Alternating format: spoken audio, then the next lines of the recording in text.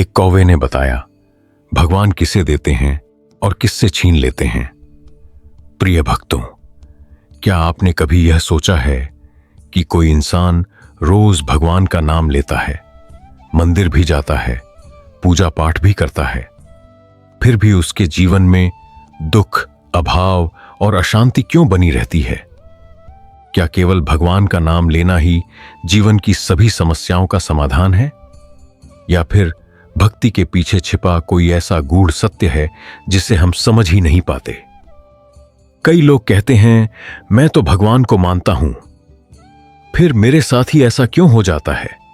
लेकिन शायद हम यह नहीं समझते कि भगवान को मानने और भगवान पर चलने में बहुत बड़ा अंतर होता है।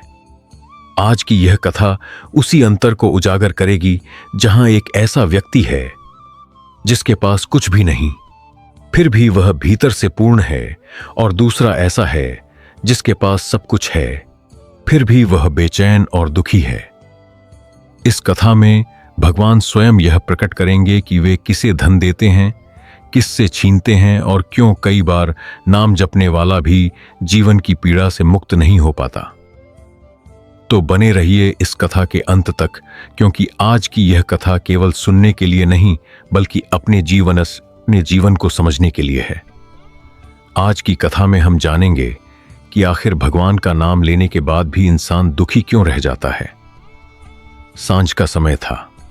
एक पीपल की ऊंची डाल पर एक काला कौवा बैठा हुआ था। उसकी आंखों में अजीब सी चमक थी, ऐसी चमक जो केवल देखी हुई पीड़ा और समझे हुए सत्य से जन्म लेती है। उसके पास ही उसी डाल पर उसकी कवानी पत्नी बैठी थी। काफी देर से वह कुछ सोच रही थी। फिर अचानक उसने प्रश्न किया, स्वामी, एक बात पूछूं? कौवे ने चोंच बंद रखी, आंखें बंद की, मानो जानता हो कि यह प्रश्न साधारण नहीं होगा।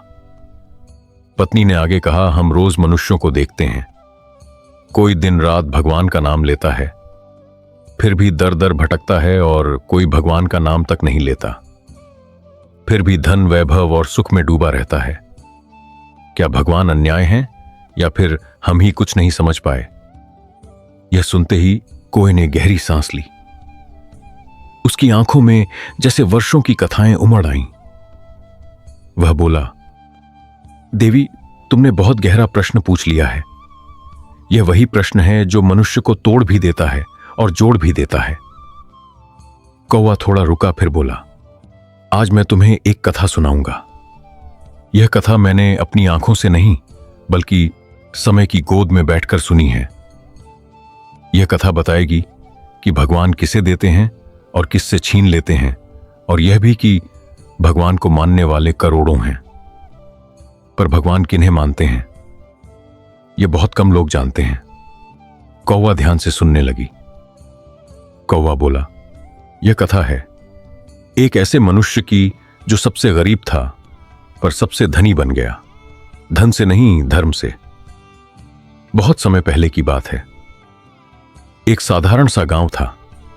उस गांव में ना कोई महल था, ना कोई बड़ा बाजार, पर उसी गांव की एक सड़क के किनारे रोज सुबह एक मनुष्य बैठा करता था। वह था एक मोची। ना उसकी कोई दुकान थी, ना छत वाला घर। कभी चौराहे पर, कभी मंदिर के बाहर, तो कभी बरगद के नीचे बची हुई वह जूते, चप्पल, संगीत सीता था। दिन भर मेहनत करता तो शाम को चूल्हा जल जल पाता। कौवा अपनी पत्नी से बोला, देवी, वह मनुष्य इतना गरीब था कि अगर एक दिन काम ना मिले तो उस रात भूखा सोना पड़ता। पर उसकी एक बात अनमोल थी, वह संतोषी था। वह किसी से ईर्ष्या नहीं करता था, और सबसे बड़ी बात, उसके हृदय में करुणा थी। एक वर्ष सावन आया, धरती हरी हो गई, आकाश से फुहारें गिरने लगीं, हर ओर बोल बम की गूंज थी। कावड़िए गंगा से जल लाकर महादेव पर अर्पण करने जा रहे थे। मोची रोज की तरह सड़क किनारे बैठा था। जूता सीते हुए उसकी निगाह उठी। उसने देखा, लोग भक्ति में डूबे, कंधों पर कावड़, मुख पर आनंद। उसके हृदय में कुछ हिला। वह मन ही मन बोला, काश मैं भी एक बार अपने भोलेनाथ के लिए कावड़ ले जा पाता। पर अगले ही क्षण उसकी सच्चाई सामने आ गई। जेब खाली थी, घर में अनाज सीमित था। कौवा धीरे से बोला, देवी, यही वह क्षण होता है जहां अधिकांश मनुष्य ईश्वर से शिकायत करते हैं, पर उस मोची ने शिकायत नहीं की। उसने केवल इतना कहा, हे महादेव, इस साल नहीं अगले साल सही। उस दिन के बाद मोची की भक्ति बदल गई। अब वह पूजा इसलिए नहीं करता था कि कुछ मिले, बल्कि इसलिए करता था कि मन को शांति मिले। एक दिन रास्ते में उसकी दृष्टि एक मिट्टी की गुल्लक पर पड़ी। विचार आया, अगर रोज एक एक सिक्का बचाऊं तो शायद अगले सावन तक कावड़ बन सके। यहीं से कथा ने मोड़ लिया। कौवा अपनी पत्नी से बोला, देवी, भगवान को बड़े व्रत नहीं चाहिए, उन्हें चाहिए नियत। कौवा ने कथा रोक दी। पत्नी ने पूछा, फिर क्या वह सच में कावड़ ले जा पाया? कौवा मुस्कुराया, यही तो कथा है, अभी तो केवल बीज पड़ा है, फल तो आगे मिलेगा। फिर गंभीर स्वर में बोला, अगले भाग में तुम सुनोगी कैसे एक प्यासा बूढ़ा ईश्वर बनकर आया और कैसे एक निर्णय ने भाग्य बदल दिया। कौवा कुछ क्षण चुप रहा, फिर उसकी आवाज और गंभीर हो गई। उसने अपनी पत्नी से कहा, देवी, अब ध्यान से सुनना, क्योंकि यहीं से ईश्वर की असली परीक्षा आरंभ होती है। समय बीतता गया, दिन महीने में और महीने वर्ष में बदल गए।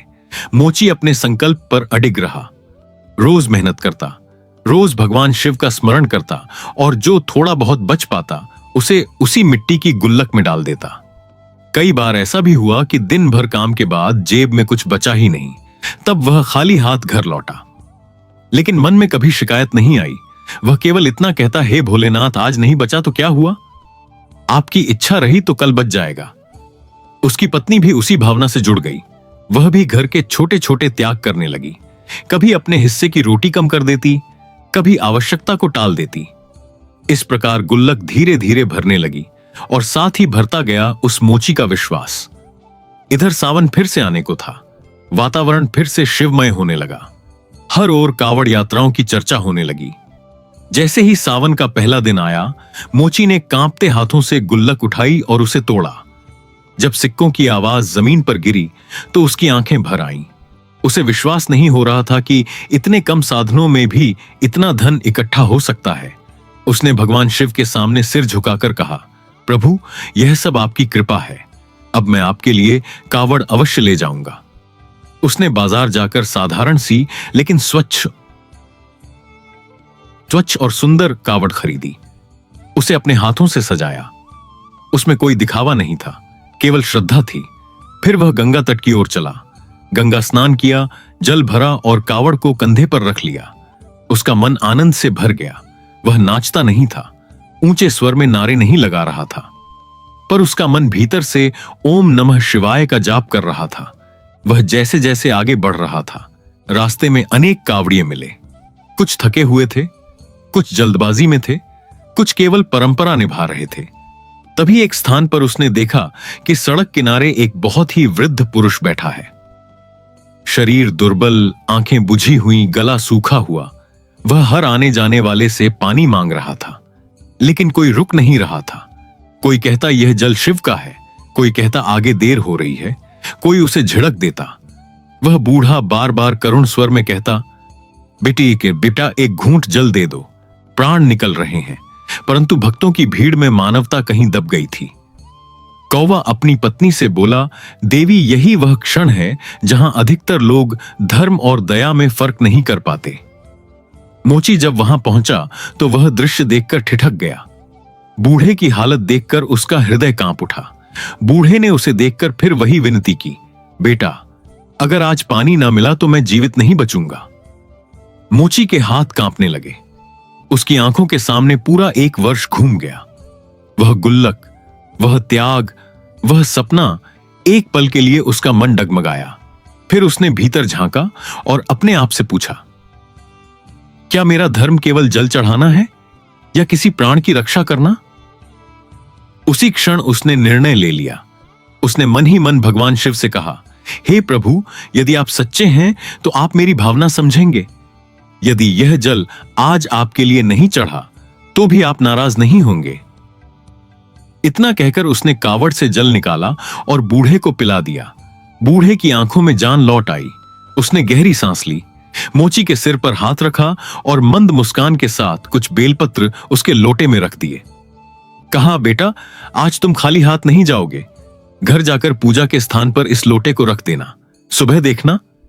इतना कहकर वह बूढ़ा धीरे धीरे आगे बढ़ा और कुछ ही दूरी पर अदृश्य हो गया। मोची समझ नहीं पाया कि यह सब क्या हुआ। वह बिना जल के बिना कावड़ के घर लौट आया। पत्नी को सारी बात बताई। दोनों ने बिना किसी अपेक्षा के पूजा की। रात बीती। सुबह जब उन्होंने लौटा खोला तो उसमें स्वर्ण मुद्राएं चमक रही थीं। कौवा यहां रुककर अपनी पत्नी से बोला, देवी यहीं से ईश्वर देने लगते हैं। लेकिन कहानी अभी समाप्त नहीं हुई, क्योंकि ईश्वर देना जानते हैं तो परीक्षा भी पूरी लेते हैं। जब वह मोची स्वर्ण मुद्राएं देखकर स्तब्ध रह गया, तब उसके हाथ कांप रहे थे, आंखों से आंसू बह रहे थे और मन में केवल एक ही भाव था कि यह सब किसी मनुष्य की शक्ति नहीं, बल्कि उसी करुणामय सत्ता की लीला है जिसने उसे 1 वर्ष पहले त्याग करना सिखाया था। उसने उन मुद्राओं को छुआ नहीं, बल्कि पहले भगवान शिव का स्मरण किया और कहा कि हे प्रभु, यह धन मेरा नहीं है। यदि आपने दिया है तो इसका उपयोग भी आपकी इच्छा से ही होगा। उसी दिन से उसके जीवन की दिशा बदल गई। उसने दिखावे में धन नहीं लुटाया, न किसी को नीचा दिखाया, बल्कि उसी पुराने स्वभाव के साथ अपने काम को आगे बढ़ाया। अंतर केवल इतना था कि अब उसके पास स्थिर स्थान था। उसने एक छोटी सी दुकान ले ली, जहां वह जूते चप्पल ठीक करता, मेहनत करता और ईमानदारी से ग्राहकों की सेवा करता। धीरे धीरे उसकी सच्चाई, व्यवहार और कर्मठता के कारण उसकी दुकान चलने लगी। लोग दूर दूर से आने लगे। धन अपने आप आने लगा, लेकिन उसके मन में कभी अहंकार नहीं आया। वह रोज प्रातः शिव का नाम लेता और संध्या को धन्यवाद देता। परंतु संसार ऐसा है कि जब किसी का भाग्य बदलता है तो सबसे पहले दृष्टि उन्हीं की जाती है जो रक्त से जुड़े होते हैं। उसी गांव में उसका एक भाई भी रहता था, जो उससे पहले से ही दुकान चलाता था, जिसके पास साधन थे, प्रतिष्ठा थी और समाज में नाम भी था। उसने जब देखा कि जो भाई कभी सड़क किनारे बैठकर 2 वक्त की रोटी के लिए जूते सीता था, आज उसकी दुकान चल रही है, घर बन रहा है और लोग सम्मान से बात कर रहे हैं, तो उसके भीतर कहीं ना कहीं एक आग जल उठी। वह आग ईर्ष्या की थी। उसने मन ही मन सोचा कि यह कैसे संभव है। यह तो कल तक मुझसे सहायता मांगने की स्थिति में था, इसके पास अचानक इतना धन कहां से आ गया। उसने पहले तो अनदेखा किया, फिर निगरानी करने लगा, फिर बातें बनाने लगा और अंततः उसका मन इतना दूषित हो गया कि उसने यह मान लिया कि यदि वह आगे बढ़ रहा है तो अवश्य उसने कोई गलत रास्ता अपनाया होगा। यही वह क्षण होता है जहां मनुष्य का पतन आरंभ होता है। एक दिन उसने गांव में यह बात फैला दी कि उसका भाई चोरी करता है। उसने लोगों से कहा कि मेरी दुकान से सामान और पैसे गायब हुए हैं और वही सब उसके पास पहुंचे हैं, क्योंकि इसके पास कोई और साधन तो हो ही नहीं सकता। यह बात आग की तरह फैली। लोग वही मान लेते हैं जो उनकी सोच से मेल खाता हो। किसी ने यह नहीं सोचा कि यदि वह सच में चोर होता तो उसका स्वभाव बदल गया होता, उसका व्यवहार कठोर हो गया होता। परंतु भीड़ विवेक से नहीं चलती, वह शोर से चलती है। मोची को जब यह पता चला कि उस पर चोरी का आरोप लगाया जा रहा है तो वह भीतर से टूट गया। वह दुकान बंद कर घर चला गया। पत्नी ने पूछा तो उसने सारी बात बताई। उसकी आंखों से आंसू बह रहे थे। उसने कहा कि हे प्रभु, आपने मुझे दिया, पर आज वही धन मेरे लिए अभिशाप बन रहा है। लोग मुझे चोर कह रहे हैं, मेरा अपना भाई मुझ पर उंगली उठा रहा है, मैं किससे न्याय मांगू? उसने फिर भी किसी से झगड़ा नहीं किया। पंचायत बुलाई गई, गांव के लोग इकट्ठा हुए। भाई ने ऊंचे स्वर में आरोप लगाए। लोगों ने कठोर प्रश्न पूछे। मोची ने शांत स्वर में केवल सत्य कहा कि उसने कुछ नहीं चुराया। जो कुछ मिला वह ईश्वर की कृपा से मिला। उसने बूढ़े साधु की पूरी कथा सुनाई, परंतु जहां लोभ होता है वहां विश्वास नहीं टिकता। लोग हंसने लगे। किसी ने कहा यह ढोंग है, किसी ने कहा यह कहानी है, किसी ने कहा यह छल है। मोची का मन टूट रहा था, पर उसने झूठ नहीं बोला। उसने केवल यही कहा कि यदि मैं दोषी हूं तो मुझे दंड मिले, पर यदि निर्दोष हूं तो ईश्वर स्वयं मेरी रक्षा करेंगे। उसी क्षण उसने भीतर से पुकार लगाई। कोई मंत्र नहीं, कोई विधि नहीं, केवल आंसुओं से भरी पुकार। और जब पुकार सच्ची होती है तो उत्तर मौन से नहीं आता। उसी सभा में वातावरण बदलने लगा। हवा भारी हो गई, लोगों के स्वर रुक गए और तभी वहां वही तेजस्वी स्वर गूंजा जिसने एक दिन बूढ़े के रूप में जल मांगा था। भगवान शिव प्रकट हुए। उनका स्वर कठोर नहीं था पर न्याय से भरा था। उन्होंने कहा कि जिसने ईर्ष्या को स्थान दिया वही अंधा हो गया, जिसने दया को अपनाया वही मेरा भक्त हुआ। उन्होंने भाई को उसके कर्मों का दर्पण दिखाया, बताया कि जब यह भूखा था तब तुमने पूछा नहीं, जब यह तुच्छ था तब तुमने देखा नहीं, और जब मैंने इसे उठाया तो तुमने सहन नहीं किया। सभा में सन्नाटा छा गया। लोग भय और पश्चाताप से झुक गए। भाई का सिर नीचे था, मोची रो रहा था, पर उस रोने में अब पीड़ा नहीं थी, उसमें मुक्ति थी। भगवान शिव ने कहा कि जो मैं देता हूं वह परीक्षा के बाद देता हूं, और जो छीनता हूं वह अधर्म के कारण छीनता हूं। फिर उन्होंने मोची से कहा कि धन स्थायी नहीं है पर भक्ति स्थायी है, इसे कभी मत छोड़ना। इतना कहकर वे अंतर्ध्य हो गए। कौवा यहां आकर रुक गया और अपनी पत्नी से कहा, देवी यही है, यहां ईश्वर मौन रहते हैं पर देखते सब कुछ हैं, और जब समय आता है तो न्याय स्वयं प्रकट होता है। जब भगवान शिव अंतर्ध्य हो गए तो सभा में एक अजीब सा सन्नाटा छा गया। कोई कुछ बोल नहीं पा रहा था। जिन आंखों में कुछ देर पहले तक संदेह और उपहास था, उनमें अब भय और पश्चाताप तैर रहा था। गांव के वही लोग जो मोची को चोर कह रहे थे, अब उसकी ओर देखने का साहस नहीं कर पा रहे थे। पंचों के सिर झुके हुए थे और उसका भाई, जो अब तक ऊंचे स्वर में आरोप लगा रहा था, उसी धरती को घूर रहा था जिस पर खड़े होकर उसने अपने ही रक्त को अपमानित किया था। मोची के भीतर उस समय कोई क्रोध नहीं था, कोई प्रतिशोध नहीं था, बल्कि एक अजीब सी शांति थी, जैसे वर्षों से दबा कोई बोझ उतर गया हो। वह जान गया था कि ईश्वर देर करते हैं पर अन्याय नहीं करते। उधर उसका भाई भीतर ही भीतर संगीत शनीति टूट चुका था। समाज में उसकी प्रतिष्ठा, जिस पर उसे घमंड था, उसी प्रतिष्ठा की नींव दरक चुकी थी। लोग अब उससे दी की दूरी बनाने लगे। उसकी बातों पर विश्वास नहीं रहा। व्यापार में भी धीरे धीरे गिरावट आने लगी। ग्राहक कम होने लगे, क्योंकि जहां छल और ईर्ष्या होती है वहां लक्ष्मी स्थिर नहीं रहती। यह कोई आकस्मिक दंड नहीं था, बल्कि कर्मों का स्वाभाविक परिणाम था। वह रातों को सो नहीं पाता। उसे बार बार वही दृश्य याद आता जब भगवान शिव ने उसके कर्मों को उजागर किया था। भीतर से ग्लानि उसे खाए जा रही थी। दूसरी ओर मोची का जीवन बाहरी रूप से सुखद हो गया था, पर भीतर वह पहले से भी अधिक विनम्र हो गया। उसने कभी यह नहीं कहा कि देखो भगवान मेरे पक्ष में आए। उसने कभी भाई को ताना नहीं मारा, बल्कि एक दिन स्वयं उसके घर गया, उसके चरणों में बैठकर बोला कि भाई, यदि मुझसे जाने अनजाने में कोई भूल हुई हो तो मुझे क्षमा कर दो।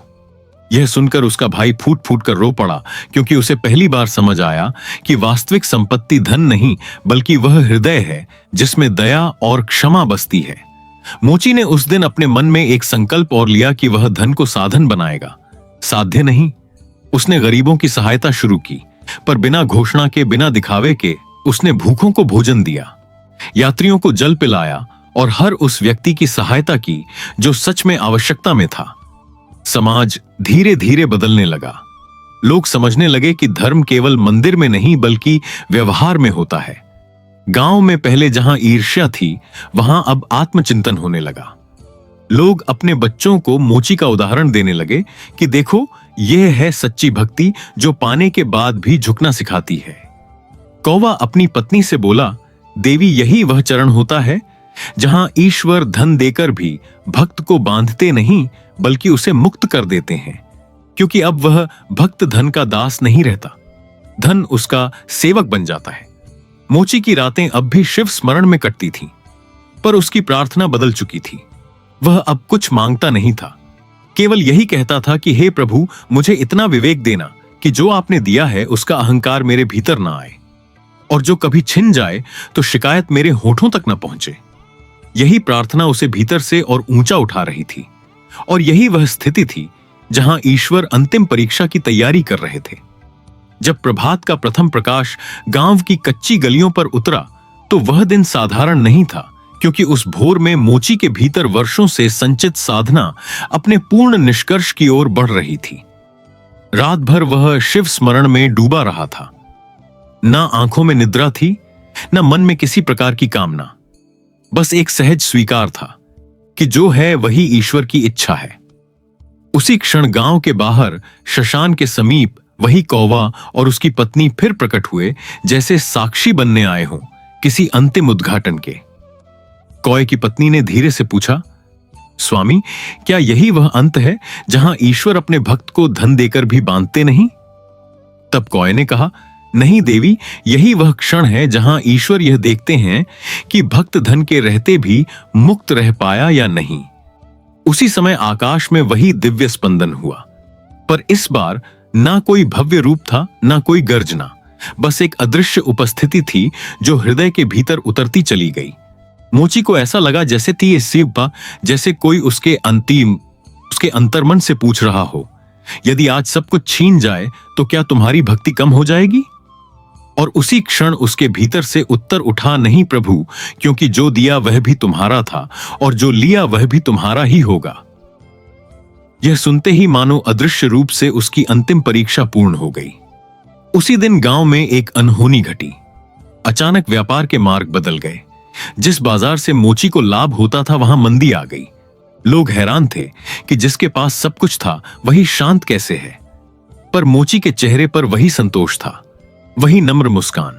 उसने ना किसी को दोष दिया, ना ईश्वर से शिकायत की, बल्कि उसी दिन उसने वह अतिरिक्त धन दान कर दिया जो उसके पास था, क्योंकि अब उसे समझ आ चुका था कि धन का आगमन और निर्गमन दोनों ही ईश्वर की लीला है। उसका भाई जो अप्रायश्चित के मार्ग पर था, यह दृश्य देखकर चरणों में गिर पड़ा और बोला, भाई, आज समझ आया कि भगवान ने मुझे क्यों गिराया और तुम्हें क्यों उठाया, क्योंकि उठकर भी तुम झुके रहे और गिरकर भी मैं अकड़ता रहा। मोची ने उसे उठाकर गले लगाया और कहा, गिरना और उठना दोनों ही प्रभु की शिक्षा है, बस जो सीख ले वही धन्य है। उसी शाम गांव के सभी लोग एकत्र हुए, न पंचायत के लिए, न निर्णय के लिए, बल्कि आत्मचिंतन के लिए। उन्होंने पहली बार समझा कि सच्चा धर्म प्रदर्शन नहीं बल्कि संयम है, सच्ची भक्ति मांग नहीं बल्कि समर्पण है, और सच्चा धन वही है जो मन को बांधे नहीं बल्कि मुक्त करे। कौवा और उसकी पत्नी ने यह दृश्य देखा और आकाश की ओर उड़ते हुए बोले, आज हमें उत्तर मिल गया। भगवान न धन देते हैं न छीनते हैं, वे तो केवल पात्र की परीक्षा लेते हैं। जो पात्र अहंकार से भरा हो उससे छीनकर खाली करते हैं, और जो पात्र विनम्र हो उसे भरकर भी हल्का रखते हैं। मोची उस रात फिर शिव का नाम लेकर सोया, पर अब उसकी नींद साधारण मनुष्य की नींद नहीं थी। वह नींद थी उस आत्मा की जिसने संसार में रहते हुए संसार को पकड़ना छोड़ दिया था। और यही वह अवस्था थी जहां मनुष्य जीव नहीं रह जाता, साधक बन जाता है, और साधक के लिए ना लाभ रहता है ना हानि, केवल लीला का रस रहता है। यही इस कथा का अंतिम सत्य है, यही शिक्षा है, और यही वह गढ़ रहस्य है जिसे समझ लेने पर जीवन स्वयं साधना बन जाता है। इस पावन कथा को अंत तक सुनने के लिए आप सभी का दिल से धन्यवाद। आशा है कि इस कथा से आपको कुछ न कुछ सीख और शांति अवश्य मिली होगी। भगवान से यही प्रार्थना है कि वे आप सभी के जीवन में सुख, शांति और सद्बुद्धि बनाए रखें। और हमारे चैनल भक्ति सक्सेस स्टोरी को लाइक, सब्सक्राइब जरूर करें ताकि आने वाली वीडियो सबसे पहले आप तक पहुंच सके। ओम नमः शिवाय। हर हर महादेव।